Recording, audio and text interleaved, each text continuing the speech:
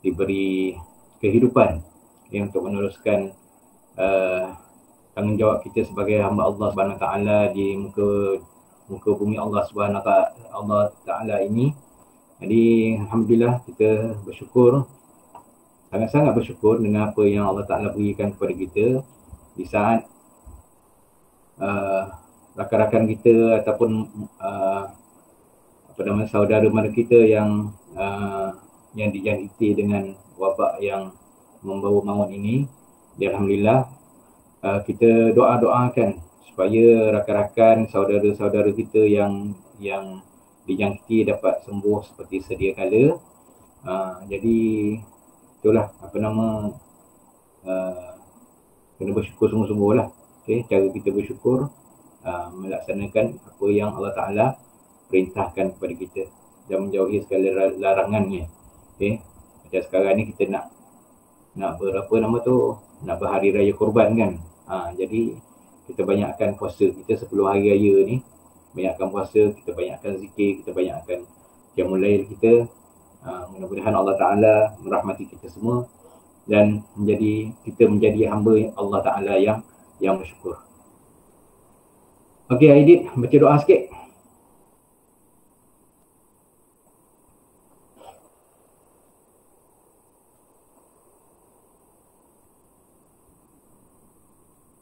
Oh Aidit. Doa apa Ustaz? Doa belajar lah.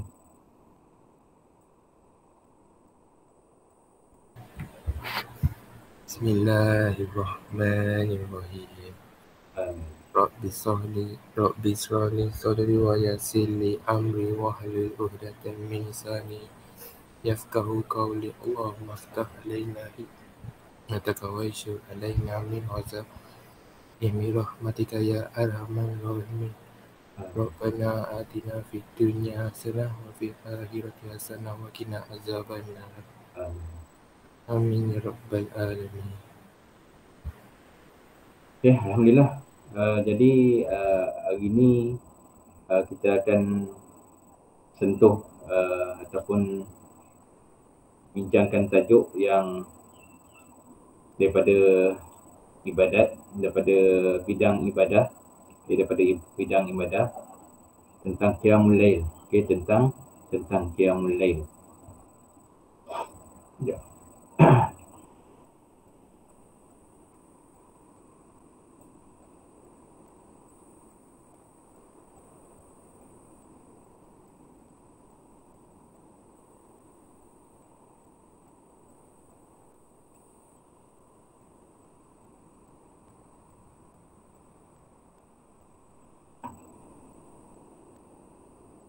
Qiyamul lail pemangkin kekuatan jiwa. Qiyamul lail pemangkin kekuatan jiwa. Bila kita dengar qiyamul lail, apa yang kamu faham? Qiyam.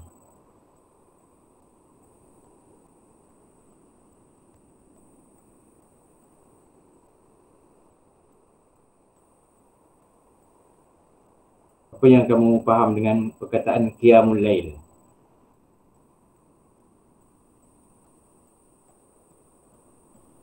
Jimmy? Ya Ustaz. Apa yang kamu faham dengan qiyamul lail? Qiyamul lail ni bukannya yang bangun pagi-pagi tu ke Ustaz? Kan? Bangun malam bangun malam. Bukan pagi. Pagi dah subuh. Itu bukan qiyamul lail lagi dah. Itu qiyamul subuh. Dia nama dia qiyamul lail. Lail tu malam. Lail tu malam. Qiyam tu bangun. Okay, jadi bangun malam. Jadi kalau kita bangun malam tu maksudnya sebelum waktu subuh lah. Sebelum waktu subuh. Dah masuk waktu subuh tu dia dah kira pagi dah. Dah kira subuh. Jadi qiyam subuh lah. Bangun subuh. Jadi bangun yang sebelum kita bangun daripada tidur kita sebelum waktu subuh ataupun pada waktu malam. Jadi qiyamul lail ni bila waktu yang sebenarnya yang paling elok kita kita bangun tengah malam ke, dah dekat dengan subuh ke, awal ataupun tidur awal lepas maghrib ke, tidur lepas tu isyak bangun. Itu pun macam tu ke ataupun macam mana?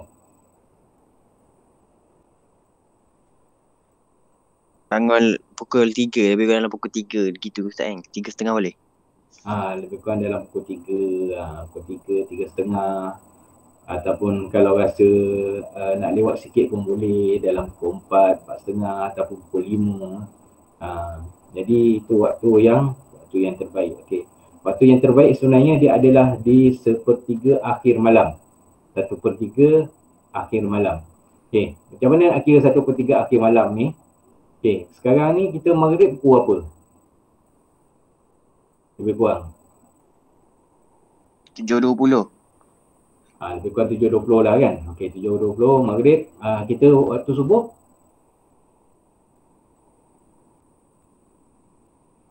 Alah 5.30 gitu Ustaz. 5.30. 5.30 awal sangat. Apa lah? Dia 5.45 5.40 5.50 gitu. 5.50 lah, katakan 5.50 lah 5.50. Okey. Dari pukul 7.20 sehinggalah pukul 5.50 ada berapa jam?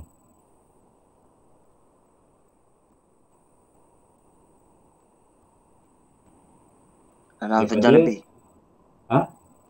Sejam lebih, 1 jam 40 minit gitu. Takkan 1 jam. Kau biar betul daripada maghrib sampai ke subuh takkan 1 jam.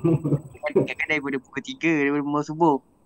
Dah. Ni daripada maghrib ni 7.20 tadi hingga ke 5.50 ada berapa jam kat situ? 10 lebih. 10 jam lebih kurang kan? 10 jam. Okey, katakan kita ambil 10 jam lah. Okey. 10 jam tu kita bahagikan kepada 3. Okey, 10 jam kita bahagikan kepada 3. Jadi 3.33333 lah kan? Maknanya 3 jam dalam 3 jam 30 minit lah. Okey, untuk 1/3 kan? Untuk 1/3. Okey, jadi 1/3 tu 1/3 malam yang terakhir. Maknanya daripada waktu subuh kita tolak ke belakang 3 jam 30 minit.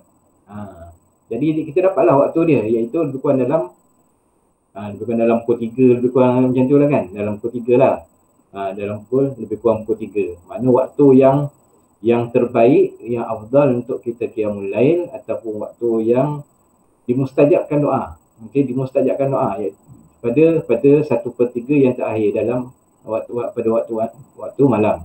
1/3 yang terakhir. Jadi itu waktu yang mustajab. Waktu yang mustajab. Nak bangun awal daripada tu boleh juga. Boleh, tak ada masalah. Okey je, boleh je. Tinggal lagi waktu mustajab tu kita tak dapat lah. Okey, kita tak dapat. Awal tu kita bantai tidur dulu. Tidur. Tapi budak-budak kita sekarang ni dia akan mulai juga, tapi bukan dia mulai buat ibadat lah, main game ke tengok video ke apa kan. Jadi bukan macam tu lah. Itu nama mulai juga, tapi bukan mulai yang agama anjurkan. Okey, agama anjurkan kita mulai ni buat benda-benda yang Allah Ta'ala perintahkan. Okey. Kita akan bincangkan lepas ni. Okey, qiyamul lail maksudnya amalan bangun malam untuk beribadat kepada Allah Ta'ala. Okey, untuk beribadat. Okey.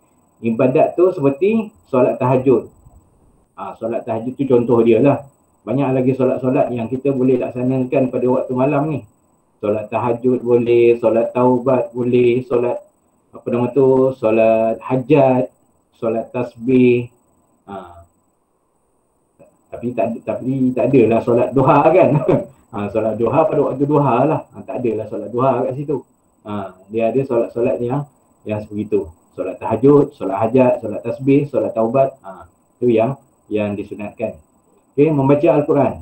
Tak semestinya kita bangun untuk solat saja. Kita baca Quran tu pun adalah sebagai qiyamul lail juga. Okey, sebagai qiyamul lail juga. Kalau nak tanya, terus tanya jangan tak perlu tunggu sampai habis baru tanya. Okey, berzikir. Berzikir subhanallah walhamdulillah wala ilaha illallah wallahu akbar. Boleh baca zikir pada masa kita berqiyamul lail. Berzikir subhanallah, beristighfar astaghfirullahal azim. Nak baca bismillah 5 pun boleh. Bismillahirrahmanirrahim. Bismillahirrahmanirrahim. Bismillahirrahmanirrahim. Bismillahirrahmanirrahim. Bismillahilladzi la yadurru ma'a ismihi syai'un fil ardi wala fis sama'. wa huwas samiul alim pun boleh. Apa-apa saja zikir, apa-apa saja zikir. Yang kita mudah. Jangan pula kita tak tahu bismillah 5 yang saya bacakan tadi tu, beria sangat nak baca. Tak boleh nak beria, tapi kalau tak tahu pun tak apa. Kita bacalah zikir-zikir yang mudah untuk kita sebut. Subhanallah pun dah boleh dah. Dah okey dah. Subhanallah. Alhamdulillah, bersyukur alhamdulillah. Segala pujian bagi Allah Taala. La ilaha illallah, bertahlil, kita bertahlil la ilaha illallah. Lepas tu Allahu akbar, takbir, kita bertakbir Allahu akbar. Itu adalah benda-benda yang kita boleh lakukan. Okey, dalil naqli dia. Allah Taala berfirman, A'udzubillahi minasyaitonirrajim, wa minal laili fatahajjad bihi nafilatan lak. Asa ayyab'atsaka rabbuka maqaman mahmuda. Dia yang maksud, dan daripada sebahagian malam bertahajudlah kamu sebagai solat tambahan bagimu. Mudah-mudahan Tuhanmu menempatkanmu di tempat yang terpuji. Okay, dalam hadis Rasulullah sallallahu alaihi wasallam bersabda, afdalus salati ba'dal faridah salatul lail. Okay, iaitu sebaik-baik solat selepas solat fardu adalah solat malam. Solat malam.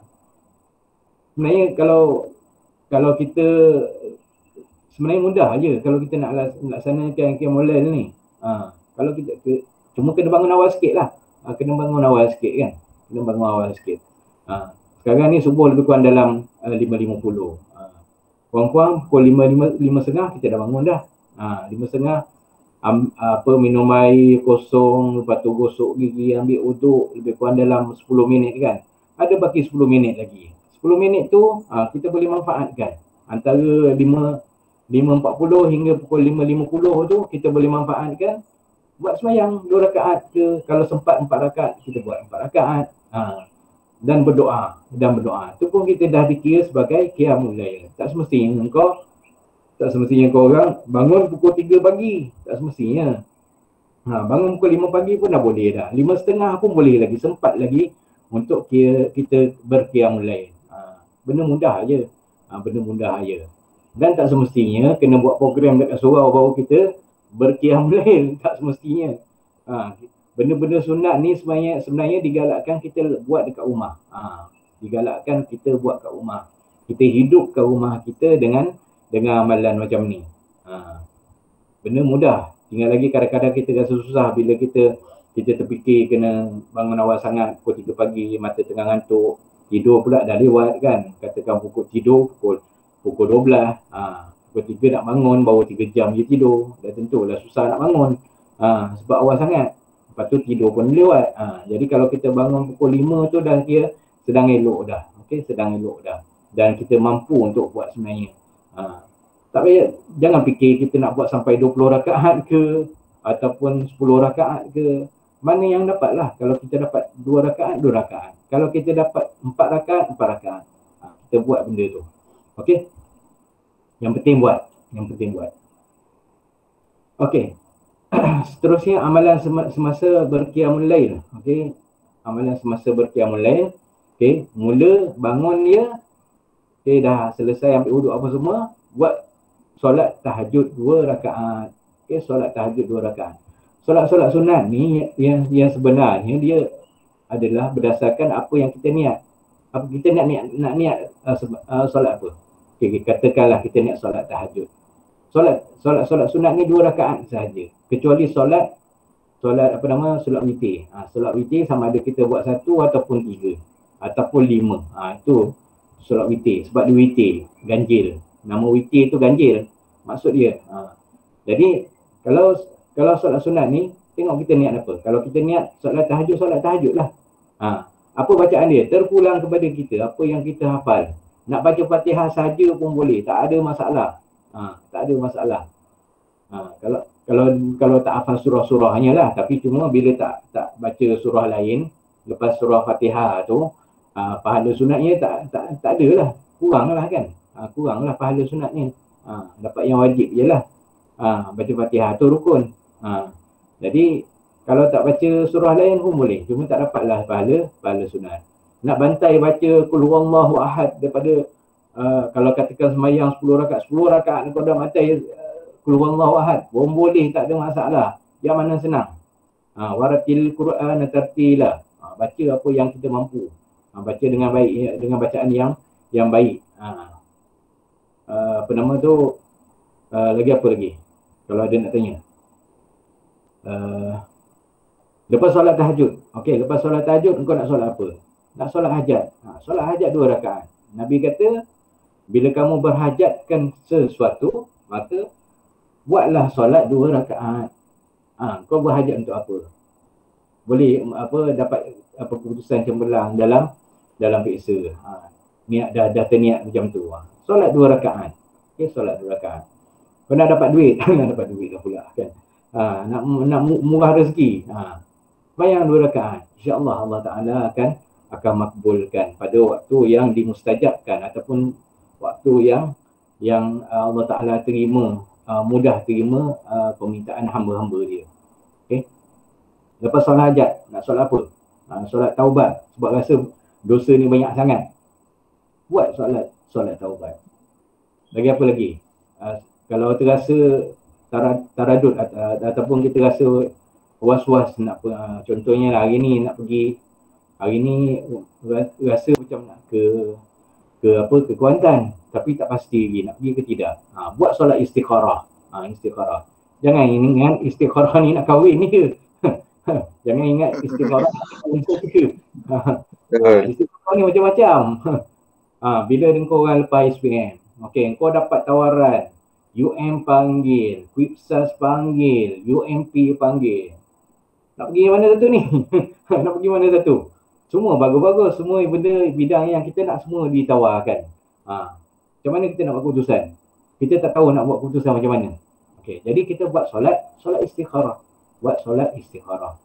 Jadi istikharah itu dia peranan solat istikharah supaya Allah Ta'ala beri keyakinan kepada kita untuk buat pilihan. Kalau kita rasakan nak rasa macam kalau kita dah buat istikharah tu, tiba Allah Ta'ala campakkan keyakinan, eloknya aku sama belajar dekat UMP contoh kan. Jadi dah boleh buat keputusan dah. Dah boleh buat keputusan. Kalau kita taradud ataupun kita syak, tak tahu nak ke mana, keliru nak ke mana kan, nak pergi ke sana ke sini ke, kita keliru. Jadi kita buat solat istikharah. Okey. Dan seterusnya membanyakkan zikir, baca Quran dan berdoa. Banyakkan doa, banyakkan zikir, banyakkan baca Quran. Allah Ta'ala suka hamba-hamba dia yang sentiasa berdoa. Kalau manusia ni, kalau kita selalu minta-minta, dia marah kat kita kan. Dia marah kat kita. Tapi Allah Ta'ala lain. Allah Ta'ala lagi banyak kita minta kat dia, lagi dia suka. Lagi dia suka. Sebab kita mengharapkan bantuan daripada Allah Ta'ala. Kita iyyaka na'budu wa iyyaka nasta'in. Wa iyyaka nasta'in. Kepadanya kepada Allah saja kita mohon pertolongan. Kita selalu minta. Kita selalu akan minta kepada Allah Ta'ala. Berdoa. Tak reti bahasa Arab, cakap je bahasa Melayu. Tak ada masalah. Tak ada masalah. Islam ni mudah aja. Islam ni mudah. Tak boleh cakap bahasa yang doa, tak hafal doa bahasa Arab, baca secara bahasa Melayu saja. Mohon dengan bahasa Melayu pun boleh. Mohon dengan bahasa Inggeris pun boleh. Tak ada masalah. Kalau korang tak reti cakap bahasa Melayu kan. Mohon bahasa Inggeris. Ikut bahasa apa yang kita nak gunakan. InsyaAllah Allah Ta'ala dengar apa yang kita mohon. Okay, seterusnya menurutkan solat sunat yang lain seperti macam ni saya dah sebut dah. Okay. Dan solat witir.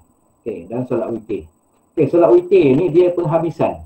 Okay. Penghabisan daripada solat-solat sunat yang sebelumnya. Okay, contoh kita dah buat tahajud, kita dah buat solat hajat, kita dah buat solat taubat. Okay. Lepas tu dah dekat dengan subuh dah. Okay, dah dekat dengan subuh. Jadi sebelum masuknya waktu subuh, kita sembahyang solat witir. Selama ni kita solat witir masa tarawih kan. Masa tarawih. Sebenarnya solat witir ni adalah penutup kepada solat-solat malam. Adalah penutup kepada solat-solat malam. Jadi dah selesai solat-solat yang sunat yang lain, kita tutupnya dengan solat witir. Tutup dengan solat witir. Solat witir ni 3 rakaat. Okey, 3 rakaat. Sama ada kamu nak buat sebenarnya dia witir ni maksud ni ganjil. Boleh buat 1 rakaat, boleh buat 3 rakaat, boleh buat 5 rakaat ataupun 7 rakaat. Yang penting nombor ganjil. Rakaat ni yang ganjil. Bilangan rakaat ni yang ganjil. 1, 3, 5, 7, 9, 11 ataupun dalam pada kita lah. Kalau kita mampu buat sampai 11 rakaat solat witir. Kalau mampu. Okey. Nak buat satu je pun boleh. Rasa dah suntuk sangat nak subuh dah kan. Tak sempat nak buat 3 rakaat. Buat 1 rakaat sahaja. Okey. Kalau katakan sempat lagi nak buat 3 rakaat, buat 2 rakaat dulu. Lepas tu sambung lagi 1 rakaat, bagi cukup 3 rakaat pun boleh. Nak buat 3 rakaat straight pun boleh, tak ada masalah. Okey, tak ada masalah. Yang penting ganjil dia punya bilangan rakaat dia. Bilangan rakaat dia. Dan solat witir ni selain daripada penutup kepada solat-solat malam yang lain, kita boleh laksanakan sebelum tidur. Okey, kita boleh laksanakan solat witir ni sebelum tidur. Sebelum tidur tu ambil uduk dulu, dah gosok gigi, dah ambil uduk, buatlah solat witir 3 rakaat. Buat solat witir 3 rakaat. Jadi kalau kita dah laksanakan solat witir ini sebelum tidur, kita tak perlu lagi solat witir selepas daripada kita buat solat-solat malam yang lain. Contoh kita dah solat witir sebelum tidur kan. Lepas tu kita bangun qiyamul lail, kita dah solat tahajud, solat hajat dan sebagainya. Bila ujung solat-solat tu kita tak perlu lagi dia buat solat witir. Sebab kita dah buat sebelum tidur. Okey, maksudnya solat witir ni cukup sekali sahaja kita laksanakan pada waktu malam. Cukup sekali sahaja kita laksanakan pada waktu malam. Sama ada sebelum tidur ataupun selepas kita melakukan solat-solat sunat yang lain. Okey. Ada nak tanya?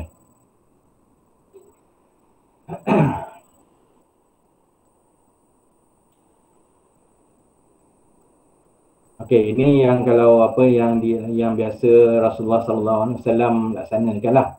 Okey, sebelum qiyamul lail, sebelum bangun malam.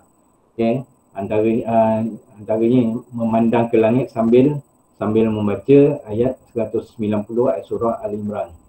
A'udzubillahi minasyaitonir rajim. Inna fi khalqis samawati wal ardh wa ikhtilafil laili wan nahari laayatil liulil albab. Sesungguhnya pada kejadian langit dan bumi dan pertukaran malam dan siang, itu adalah tanda-tanda kekuasaan Allah SWT bagi orang yang berakal.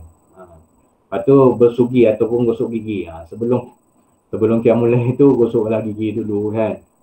Gosok gigi dulu. Janganlah takat basuh-basuh muka je kan.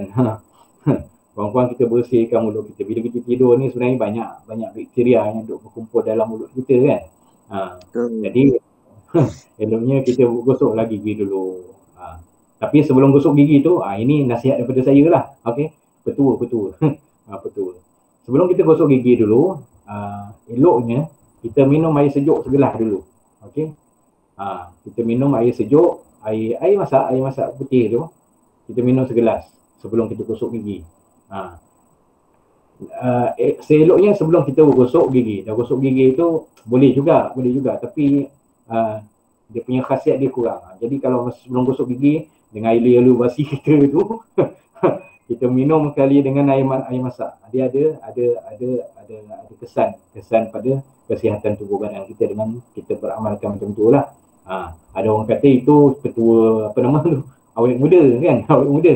Tapi wallahu alam lah, tapi setakat ni itulah yang saya buat. Kalau saya dah berapa puluh tahun dah saya hidup ni banyak, itulah yang saya buat. Bangun tidur je perkara pertama saya buat, saya minum air masak kosong tu dulu. Lepas tu barulah gosok gigi, ambil uduk. Kalau nak mandi. Okey. Kadang pelik kan. Nampak macam kotor kan. Macam kotor tak gosok gigi lagi dah minum kan. Tapi itu adalah petua yang elok kita amalkan. Okey. Okey, seterusnya kelebihan orang yang melakukan qiyamul lail. Okey, kelebihan dia, doa dimakbulkan oleh Allah Ta'ala. Macam saya sebut tadi lah. Waktu sepertiga malam tu ada waktu yang mustajab. Okay, waktu yang mustajab. Kita, kadang orang kita ni, dia nak mustajab doa, dia ingat kena pergi Mekah saja. kena pergi Mekah saja, kena pergi ke Masjidil Haram di Mekah saja. barulah doa kita dimakbulkan. Tidak bukan macam tu lah. Jadi kalau orang tak mampu nak pergi Mekah, macam mana pula dia punya doa tak mustajab ke?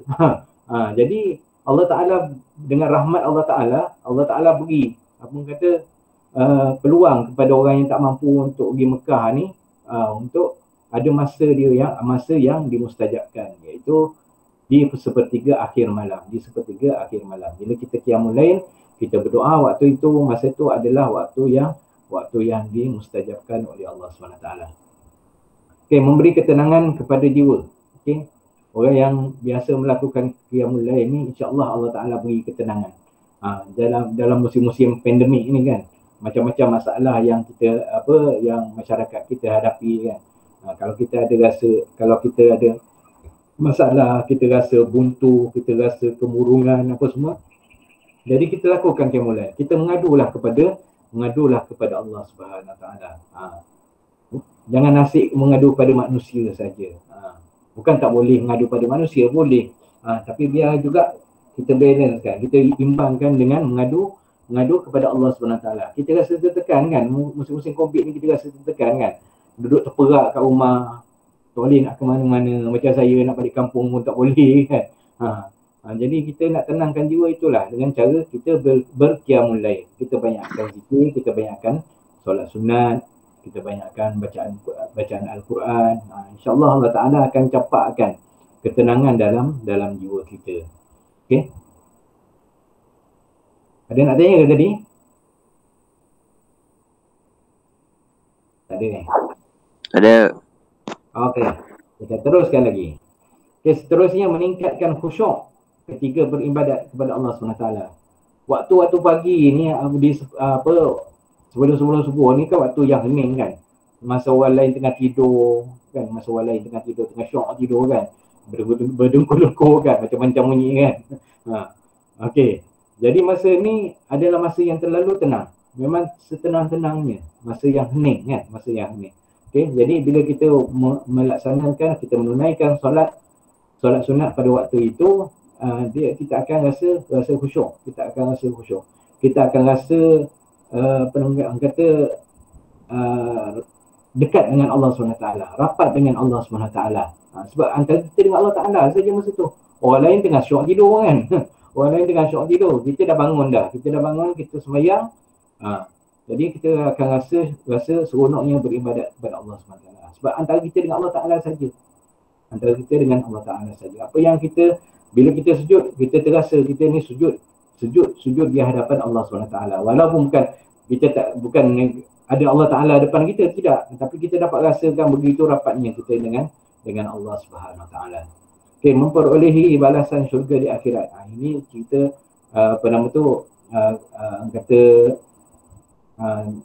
kerja Allah Ta'ala lah. Kerja Allah Ta'ala. Allah Ta'ala akan beri balasan syurga untuk kita sekiranya kita melaksanakan qiyamul lail. Okey. Mendapat kemuliaan di sisi Allah Ta'ala. Okey, mendapat kemuliaan di sisi Allah Ta'ala. Kita buat qiyamul lail dapat kemuliaan. Orang yang buat qiyamul lail ni dapat ada yang mulia dia. Okey, ada yang nur ada yang cahaya pada wajah dia. Ada yang cahaya pada wajah dia. Kita tak perasan ni tau. Tapi ada setengah-setengah orang dia akan perasan. Orang ni selalu semayang ke, orang ni selalu tinggalkan semayang ke. Dia boleh nampak dia daripada wajah orang yang dia tengok tu lah.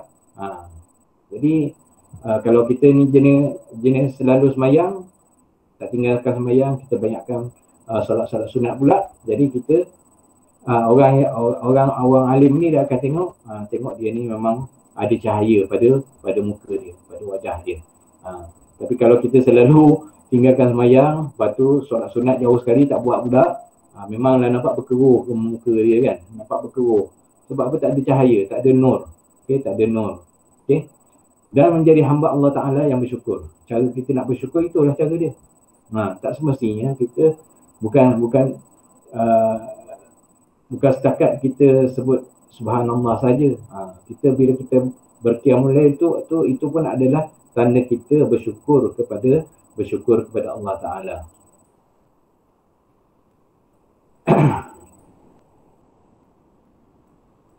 Okey, macam mana nak mudahkan untuk kita qiyamul lail? Okey, macam mana nak mudahkan kita qiyamul lail? Okey, yang pertama sekali dari segi faktor jasmani. Okey, jangan makan terlalu banyak.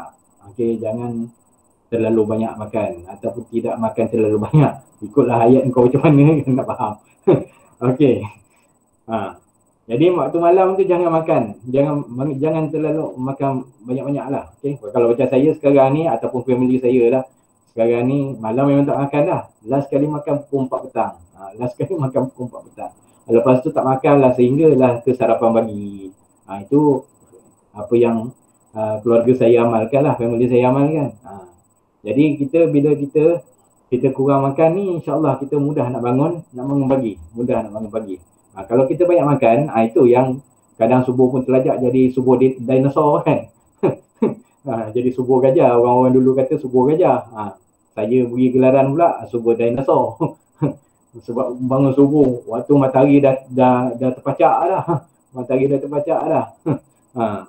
Sebab dah bila perut kita penuh, jadi kita akan jadi susah untuk bangun pagi. Okey, tidak terlalu letih pada siang hari. Siang hari tu mungkin yalah siang hari ni kita macam-macam kerja kita buat kan. Kerja-kerja kita buat. Okey, nak kurangkan keletihan tu kita tidurlah sekejap pada sebelum waktu zuhur. Okey, sebelum waktu zuhur. Lebih kurang dalam 5 minit, lebih kurang macam tu. Nama dia qailulah. Okey, qailulah iaitu tidur sebentar sebelum waktu zuhur dalam lebih kurang 5 minit. Kita tidur tak lama, kejap je, dalam 5 minit je, tapi dia punya kesan dia punya implikasi dia, badan kita akan rasa segar. Jadi bila kita dah letih buat kerja pagi tu apa semua, kita semayang, kita qailulah kejap, tidur sekejap pada waktu zuhur. Jadi insya-Allah lepas daripada bangun ni, daripada tidur tu, kita akan rasa badan kita segar lah. Okey, cergas. Okey, tidak melakukan dosa yang boleh mengeraskan hati. Buat benda-benda yang tak elok lah. Benda-benda maksiat kalau kita lakukan, jadi dia akan mempengaruhi juga untuk kita bangun qiyamul lail. Okey, faktor rohani, cintakan sunnah Rasulullah sallallahu alaihi wasallam.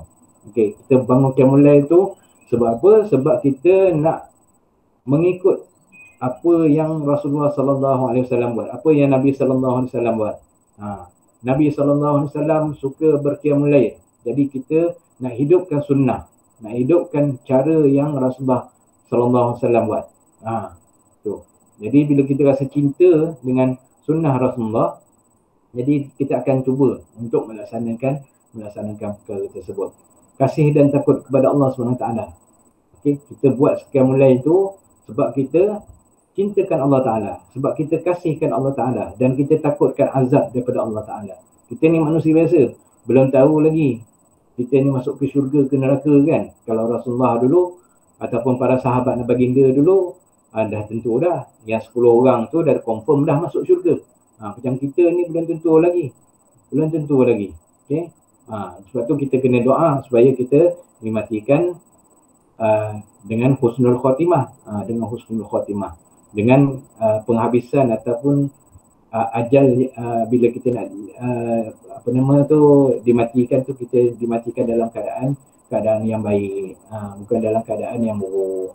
Maksud yang baik tu maknanya kita dimatikan dalam keadaan beriman, bukan kita mati dalam keadaan kita kufur, bukan kita mati di dalam keadaan kita musyrik, syirik kepada Allah SWT.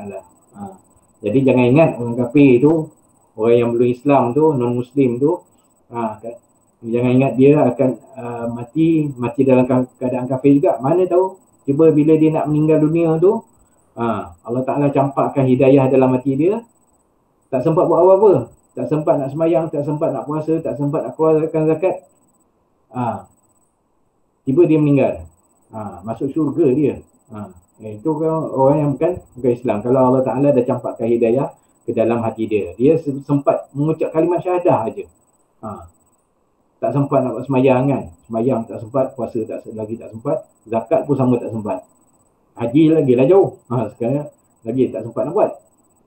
Jadi kalau dia dah dapat hidayah tu, pada mengucap saja yang dia dapat buat, masuklah syurga ke dia. Itu husnul khatimah. Berbeza dengan su'ul khatimah, penghabisan yang buruk. Penghabisan yang buruk ni Kita ni hidup bangun-bangun ya dah Islam dah. Tiba bila kita nak mati tu, tiba waliyazbillah minta jauhkan daripada Allah, daripada benda tu. Bila nak mati, tiba kita melakukan sihir kan, melakukan syirik kepada Allah Ta'ala, buat benda-benda khurafat. Bila kita mati dalam keadaan macam tu, maksudnya kita mati dalam su'ul khatimah, penghabisan yang buruk. Dan mengetahui kelebihan qiyamul lail lah, macam yang kita sebut tadi lah. Qiyamul lail punya kelebihan. Macam mana? Dan solat sunat tahajud merupakan satu bentuk latihan khas yang Allah Ta'ala syariatkan, bertujuan untuk melahirkan insan Muslim yang cemerlang. Kita nak berjaya dalam hidup, kita rajin-rajinlah buat solat tahajud. Kita rajin-rajinlah berqiyamul lail. Tak sempat 4 rakaat, buat 2 rakaat. Kalau sempat buat 6 rakaat, buat 6 rakaat. Apa yang kita sempat lah. Kalau lagi awal kita bangun, lagi lah banyak kita dapat buat. Tapi kalau kita terlewat sikit bangun, mungkin kita dapat buat 2 rakaat saja. Itu pun dah cukup baik dah. Dah dapat dah apa yang Allah Ta'ala istilahkan, mendapat kebaikan bumi dan langit dan segala isinya. Kelebihan bumi dan langit. Apa yang ada, kebaikan yang ada di bumi, kebaikan yang ada di langit dan segala isi-isinya dapat pada kita. So ganjaran pada orang yang dapat menunaikan solat tahajud. Sebab itulah para sahabat baginda membina peradaban Islam yang gilang gemilang sehingga empayar Rom dan Parsi tumbang di tangan mereka. Kalau kita tengok sejarah, masa Sultan Salahuddin Al-Ayyubi nak menakluk kota Baitul Maqdis daripada tentera salib. Salahuddin Al-Ayyubi dia pilih tentera dia yang bangun malam. Dia akan tengok kemah-kemah tentera dia yang bangun malam. Yang mana tak bangun malam, dia tak pergi, dia tak izinkan pergi perang. Yang boleh pergi perang ni orang yang tentera dia yang bangun malam sahaja, yang qiyamul lail sahaja. Sebab itulah mereka terkenal dengan ahli ibadah pada malam hari dan pahlawan berkuda pada siang hari. Sebab tu orang yang tentera-tentera Islam pada waktu itu yang berqiyamul lail, dia mempunyai kekuatan jiwa. Bila dia beribadat pada malam hari macam ahli ibadat, hamba yang khusyuk. Tapi bila berperang di medan perang di jalan Allah SWT, dia akan berperang dengan seberaninya. Mungkin seorang tu dia akan bertempur dengan 5 orang musuh.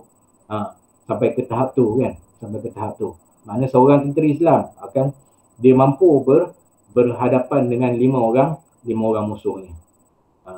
Itu kelebihan orang yang berqiyamul lail, yang bersolat tahajud. Pembinaan tamadun yang gemilang memerlukan insan yang bersemangat gitu, cekal, sabar, gigih dan cintakan Allah SWT. Tegasnya untuk menjadi insan yang cemerlang, mestilah mengamalkan ibadat malam seperti solat tahajud. Kalau kamu nak cemerlang sebagai pelajar, kena rajinlah solat tahajud. Saya ni pun dululah nak bangun malam ni susah. Lepas tu bila fikir-fikir balik kita ni selalu bangun awal kan. Fikir sebenarnya tak ada susah mana pun untuk kita bersolat tahajud ataupun kita qiyamul lail. Sebabnya benda tu mudah je. Kalau kita bangun awal dalam setengah jam memang sempat sangat untuk kita berqiyamul lail.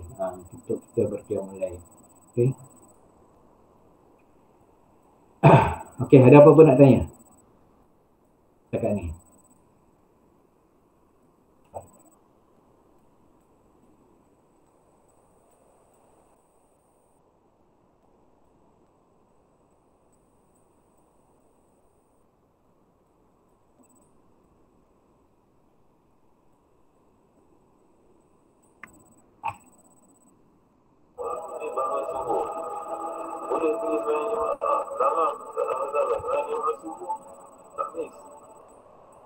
Tidur jam 10, bangun, sempat lagi pergi subuh. Dia jadi kebaya.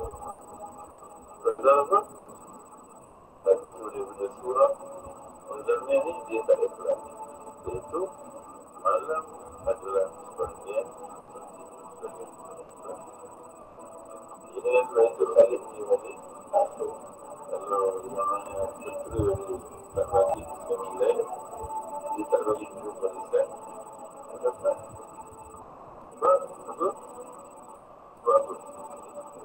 Dia akan gelintar. Keberanian itu tercabut dulu. Oh, kita tahu bahawa yang mulai ni ada cara yang tahu. Untuk ni banyak lagi try ni ada. Nak cuba. Macam mana hidup remaja yang lain tu tak tahu lagi. Dengan cabaran tu, maksudnya ada cabaran tu, nak pilih kuliah je. Banyak lagi. Maka, itu dia namakan kaulan. Akhirlah Allah nak bagi ni yang jawabnya ni. Antum yang tanggungjawab ni banyak. Allah akan bagi. Jadi persiapan ni adalah yang mulai. Jadi kita diam, selalu diam, maka kita ada kekuatan melaksanakan. Ada terbiak tapi tak ada yang mulai. Dia jadi macam kereta yang bertiga roda. Dia belas tapi dia sini. Allah mencipta masa. Allah mencipta waktu ini, Allah nak bagi lebih. Dia nak bagi lebih. Itu dia bagi tu, Allah bagi. Siapkan lain. Ia syadu wa Allah bagi. Kalau maklum tu Allah bagi lain. Kesan dia Allah bagi lain. Dia Allah bagi kesan. Jadi maknanya kalau kita bangkit dan lain orang ke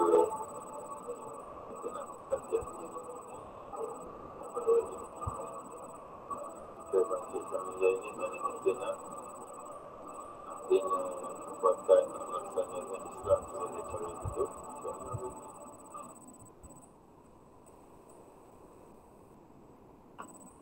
Okey. Sekarang ni ada apa-apa nak tanya? Tak ada. Faham Faham. Okey, kalau apa jadi saya haraplah, saya harap bila kita dah belajar ni kita laksanakanlah. Kita laksanakan apa yang kita belajar. Al-ilmu bila amalin kasyajari bila samarin. Kalau kita ilmu yang tidak umpama pohon yang tidak berbuah. Jadi kalau pokok tak berbuah tu tak gunalah. Pokok kalau tak berbuah, contohlah kita tanam pokok apa? Kita tanam pokok durian kan. Mesti sekarang musim durian kan. Dengan musangking lah apa semua kan. Tiba pokok musangking kita tu, durian musangking kita tu tak berbuah. Ada guna tak dengan pokok tu kan? Jadi tak ada manfaat lah. Kita tanam pokok tu besar-besar kan. Tiba tak berbuah. Jadi tak ada guna. Begitu juga dengan ilmu. Kita dah tahu kelebihan ilmu sesuatu perkara. Kita dah tahu macam mana cara nak berqiyamul lail, macam mana kita nak menunaikan zakat apa semua, tapi kita tak amalkan. Jadi maknanya ilmu tu macam tak berguna lah. Macam tak berguna. Maksudnya ilmu yang bermanfaat lah. Ilmu yang bermanfaat, bukan ilmu yang tidak bermanfaat. Ilmu tak bermanfaat ni macam ilmu sihir tu bukan setakat amalkan. Belajar pun dah berdosa dah. Itu ilmu sihir. Ilmu main judi kan, sebagai contoh. Ilmu tu tidak bermanfaat. Jangan kata kita main judi baru itu saja yang dilarang. Kita belajar main judi itu pun dah kira berdosa dah. Jadi kalau ilmu yang bermanfaat, kita dah tahu apa kelebihan-kelebihan tertentu, apa ilmu yang kita pelajari itu, jadi kita kena laksanakan, kita kena amalkan. Kita dah tahu kelebihan qiyamul lail, maka kita cubalah untuk amalkan. Kalau tak dapat hari-hari, kita mulakan dengan sebulan sekali dulu kan. Cari dalam masa sebulan tu kita buat qiyamul lail. Susah nak buat sebulan sekali. Buat setahun sekali. Buat setahun sekali tu melampau sangat lah, teruk sangat kan. Bila dah mampu buat sebulan sekali, kita naikkan darjat kita. Kita buat seminggu sekali, malam Jumaat ke kan. Setiap kali malam Jumaat ataupun awal pagi Jumaat tu kita bangun awal. Kita buat solat tahajud, kita berqiyamul lail. Lepas tu dah boleh buat seminggu sekali. Kita rasa nak buat seminggu 3 kali pun boleh juga. Kita naikkan kita punya tingkat amalan kita tu daripada sebulan sekali ke seminggu sekali, daripada seminggu sekali kita jadikan seminggu 3 kali. Akhirnya kita dapatlah buat hari-hari. Dah 3 kali seminggu kita mampu buat, kita bolehlah buat lebih daripada tu kan. Boleh buat lebih daripada tu. 7 kali seminggu kita buat. Jadi yang penting kita buat, kita cuba dulu. Okey, kita cuba dulu dengan semampu yang mungkin lah, dengan semampu yang mungkin, insya-Allah. Okey. Jadi qiyamul lail ni antara lagi waktu yang bagus untuk kita qiyamul lail ni iaitu pada waktu malam hari raya. Malam hari raya. Kita nak raya kan hari Selasa ni kan. Jadi malam pagi Selasa tu kita bangun awal pagi, dalam pukul 5 pagi tu siap-siap mandi ke, kalau tak mandi pun tak apa. Kita berqiyamul lail pada pagi hari raya, pada awal pagi hari raya. Itu waktu yang mustajabkan doa oleh Allah Subhanahu Wa Taala. Dan pahalanya pun berlipat kali ganda bila kita buat ibadat tersebut. Jadi sama-samalah kita kita menjadi hamba Allah yang bersyukurlah dengan cara kita berqiyamul lail. Saya bukan nak sentuh pada korang je, juga benda ni sebagai tazkirah, peringatan kepada diri saya juga kan, pada diri saya juga. Kalau kita mampu buat 2 rakaat pada qiyamul lail, kita buatlah 2 rakaat. Mampu buat 4 rakaat, buatlah 4 rakaat. Mampu buat 10 rakaat, silakan, tak ada masalah. Yang penting kita buat. Sekurang-kurangnya kita sembahyang sunat, sembahyang tahajud 2 rakaat, sekurang-kurangnya. Itu pun dah cukup baik dah sebagai permulaan kan. Okey. Jadi minggu depan ni raya kan? Ke tak raya? Nak sembahyang raya ke? Raya. Boy. Okey, minggu depan ni nak raya. Nak sembahyang raya kat mana? Kat rumah je. Kat rumah. Mampu buat kat rumah, kita buatlah kat rumah, tak ada masalah. Kalau kita nak pergi masjid dia terhad. Mungkin macam hari ni Jumaat ni pun macam masjid dekat Gambar Namai ni setakat 100 orang je boleh pergi. Itu pun orang yang terawal lah. Orang yang terawal pergi masjid dapatlah masuk. Masuk nombor 101 dah tak boleh masuk dah. Dah tak boleh masuk dah. Jadi rasanya SOP masa raya pun gitu juga. Sembahyang raya pun macam tu juga. Maknanya tak boleh lebih daripada 100 orang. Jadi bila yang kita tak dapat nak bersembahyang raya kat masjid, kat surau, jadi kita buatlah kat rumah. Kumpulkan adik-beradik, kumpulkan mak ayah kita, kita sembahyang hari raya kat rumah 2 rakaat. Tak susah pun. Kalau tak ada siapa-siapa kat rumah, buat seorang-seorang pun boleh, tak ada masalah. Ni solat sunat. Solat sunat. Okey, kalau katakan nak khutbah, tak mampu nak berkhutbah, kita dah ramai dah ni berjamaah kat rumah tapi tak mampu nak berkhutbah. Tak payah, tak perlu ada khutbah pun tak apa. Okey, tak ada khutbah pun tak apa. Ada khutbah tu lagilah baik, lagilah dapat pahala sunat dia. Kalau dapat berkhutbah. Kalau tak dapat berkhutbah pun kita sembahyang cukup dengan sembahyang sunat pun dah cukup baik dah. Kita dah hidupkan sunnah Nabi sallallahu alaihi wasallam.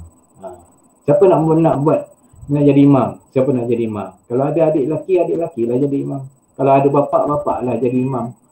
Kalau dalam tu semua perempuan, pilihlah salah seorang sebagai imam di kalangan orang perempuan. Macam tu. Mungkin mak yang jadi imam ke ataupun kakak jadi imam ke kan. Tak ada masalah. Jangan ingat bila nak sembahyang raya ni mesti dekat masjid. Tak semestinya. Boleh buat berjamaah dan boleh buat seorang-seorang. Tak ada masalah. Okey, tak ada masalah. Cuma yang sunatnya kita sembahyang berjamaah lah. Okey, berjamaah dan diakhiri dengan khutbah. Diakhiri dengan khutbah. Beza solat khutbah untuk solat sunat dengan solat wajib, solat fardu. Kalau solat fardu khutbahnya sebelum sembahyang. Tapi kalau solat sunat khutbahnya selepas sembahyang. Contohnya solat hari raya lah, sembahyang sunat, solat sunat hari raya. Khutbahnya selepas selesai solat sunat. Begitu juga solat sunat gerhana, sama ada gerhana matahari ataupun gerhana bulan. Khutbahnya selepas solat sunat gerhana. Okey, jadi kita sama-sama beramal dengan apa ilmu yang kita ada ni. Mudah-mudahan kita mendapat rahmat dan keampunan daripada Allah Subhanahu Wa Taala. Okey, jadi saya rasa tak ada apa lagi kot. Ada nak tanya? Kalau ada nak tanya, tanya sebentar sebelum saya akhiri kelas kita pada hari ni.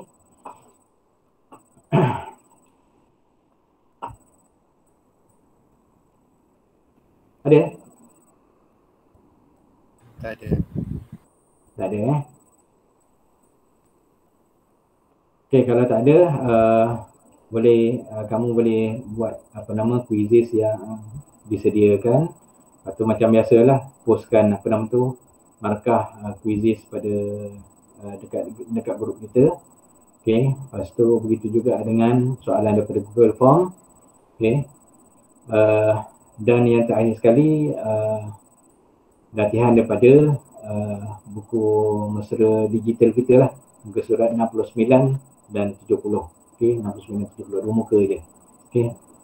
Praktis untuk 1 hingga 4.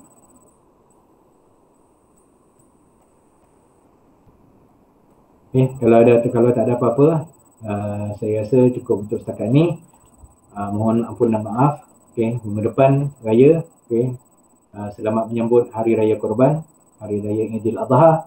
Yang mana Hari Raya Idul Adha ni lebih baik daripada Idul Fitri. Orang kita ni terbalik. Orang kita ingat Idul Fitri lagi baik daripada Idul Adha. Yang sebenar-benarnya Idul Adha lebih baik, lagi afdal daripada Idul Fitri. Sebab apa? Idul Adha ni ada korban. Ada yang mana mampu buat haji boleh kita akan buat haji. Sebab tu Idul Adha lebih baik daripada Idul Fitri. Lagi satu, kalau Idul Fitri kita takbir satu hari je. Kita takbir satu hari. Hari raya pertama tu je kita bertakbir kan. Allahu Akbar, Allahu Akbar, Allahu Akbar. La ilaha illallah, Allahu Akbar walillahil hamd. Kita takbir tu hari raya pertama saja pada Idul Fitri. Tapi pada Idul Adha kita akan bertakbir start daripada subuh 9 Zulhijjah. 9 Zulhijjah kalau ikutkan hari Senin. Pagi Senin tu kita dah disunatkan untuk bertakbir sehinggalah habis hari Tashrik, iaitu pada 13 Zulhijjah. Okey, Isnin 9, 10 raya, hari Selasa 10, 11, 12, 13 Jumaat. Sehinggalah asar, waktu asar hari Jumaat kita disunatkan bertakbir daripada 9 Zulhijjah hari Senin sehinggalah asar hari Jumaat.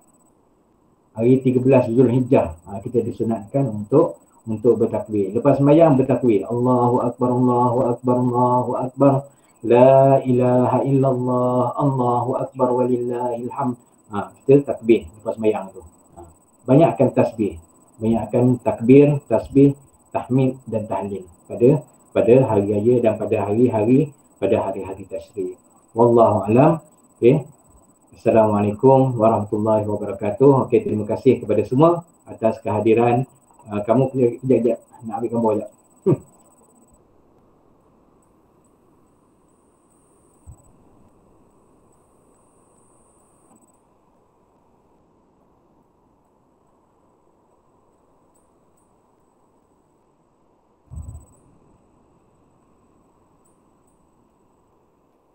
Okey, jumpa lagi insya-Allah. Kita jumpa lagi dalam 2 minggu lagi insya-Allah. Lepas raya, minggu depan kita cuti semua kan? Minggu depan cuti sekolah. Kita jumpa lagi pada 2 minggu lagi insya-Allah. Okey, terima kasih semua. Assalamualaikum warahmatullahi wabarakatuh. Baik Ustaz, terima kasih. Waalaikumsalam Ustaz, terima kasih. Waalaikumsalam Ustaz, terima kasih.